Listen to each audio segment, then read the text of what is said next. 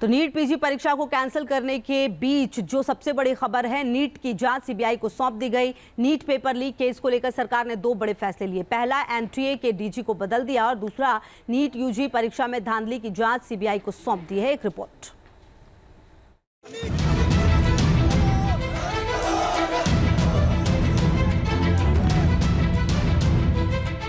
छात्रों की जिद के आगे सरकार को आखिरकार झुकना ही पड़ा। नीट परीक्षा में गड़बड़ी की जांच अब सीबीआई करेगी।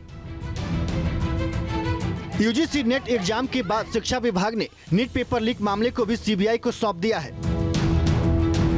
नीट परीक्षा में गड़बड़ी की जांच की लड़ाई हर दिन बीतने के साथ और मजबूत होती जा रही है।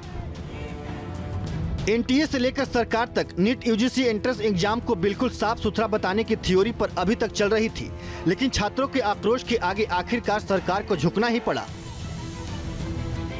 पूरे देश में छात्र नीट के नतीजे आने के बाद से ही सड़क पर हैं। धांधली के आरोपों को लेकर विरोध प्रदर्शन कर रहे हैं। सरकार से निराश होकर छात्रों ने सुप्रीम कोर्ट की शरण ली।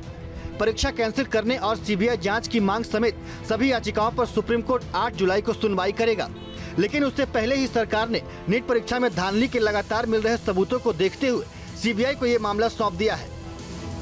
केंद्र सरकार ने एक और बड़ा फैसला लेते हुए एनटीए यानी नेशनल टेस्टिंग एजेंसी के डायरेक्टर जनरल सुबोध कुमार सिंह को उनके पद से हटा दिया है। सुबोध कुमार सिंह की जगह पूर्व केंद्रीय सचिव प्रदीप सिंह खरोला को एनटीए की जिम्मेदारी सौंपी गई है। प्रदीप सिंह खरोला कर्नाटक कैडर के 1985 बैच के रिटायर्ड आईपीएस हैं। Pradeep Singh Kharola India trade promotion organisation के सीएमडी हैं। मई 2024 को स्टाफ सिलेक्शन कमीशन के चेयरमैन का अतिरिक्त प्रभार भी देख रहे हैं। केंद्रीय शिक्षा मंत्री धर्मेंद्र प्रधान ने शुरू में जरूर एनटीए को क्लीन चिट दे दी थी, लेकिन जैसे जैसे एनटीए में गड़बड़ी के सबूत मिलने शुरू हुए, केंद्र ने सख्त रवैया अपनाते हुए दोषियों के खिलाफ कड़े एक्शन का भरोसा दिया।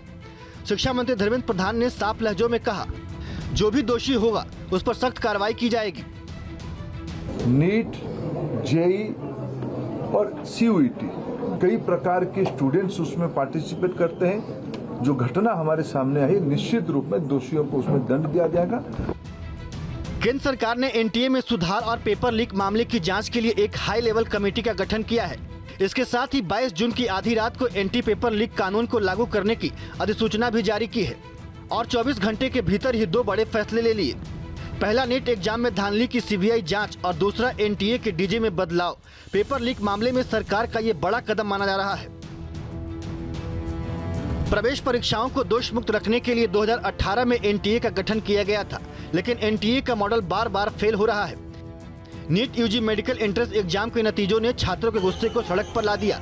छात्रों का आक्रोश बढ़ता जा रहा है। गुजरात से लेकर बिहार तक पेपर लीक का खुलासा हो चुका है। पेपर लीक होने के सबूत भी मिल चुके हैं।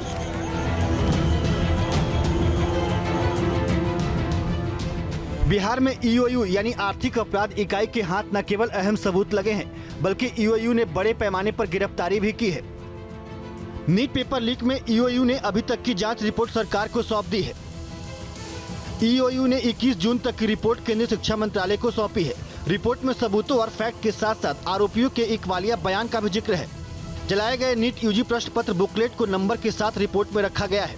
अभ्यर्थियों की तरफ से दिए गए पोस्ट डेटेड चेक का भी जिक्र किया गया है। जिस मोबाइल का इस्तेमाल किया गया, रिपोर्ट में इसका भी सबूत है। पैसे के लेन देन को लेकर मिले सबूतों को लेकर उन सभी लोकेशन के बारे में भी जानकारी रिपोर्ट में दी गई है, जहां अभ्यर्थियों के प्रश्न पत्र और जवाब मुहैया कराए गए थे। ईओयू ने पटना में 4 अभ्यर्थियों समेत 13 आरोपियों से नीट पेपर लीक केस में पूछताछ की है। इस पूछताछ और जांच में मिले सबूतों के आधार पर ईओयू ने अपनी रिपोर्ट तैयार की है। बिहार की आर्थिक अपराध इकाई संजीव कुमार उर्फ संजीव मुखिया की तलाश कर रही है। ईओयू के मुताबिक बिहार में पेपर लीक केस का संजीव मुखिया मुख्य किरदार हो सकता है। संजीव मुखिया की गिरफ्तारी के लिए पूरे बिहार में ईओयू छापेमारी कर रही है। नीट पेपर लीक केस के तार बिहार से झारखंड तक फैले हुए हैं। ईओयू को पटना में जो जले हुए बुकलेट मिले हैं, माना जा रहा है कि हजारीबाग के एक सेंटर से लीक किया गया था। इस बीच देवघर से भी इसके लिंक होने के सबूत मिले हैं। बिहार की आर्थिक अपराध इकाई ने झारखंड के देवघर से 6 लोगों को हिरासत में लिया है। ईओयू के मुताबिक सभी 6 संदिग्ध आरोपी बिहार के नालंदा के रहने वाले हैं। देवघर एम्स के पास देवपुरी इलाके में छिपे हुए थे। आरोपियों में से 5 लोग 2 दिन पहले ही यहां आए थे।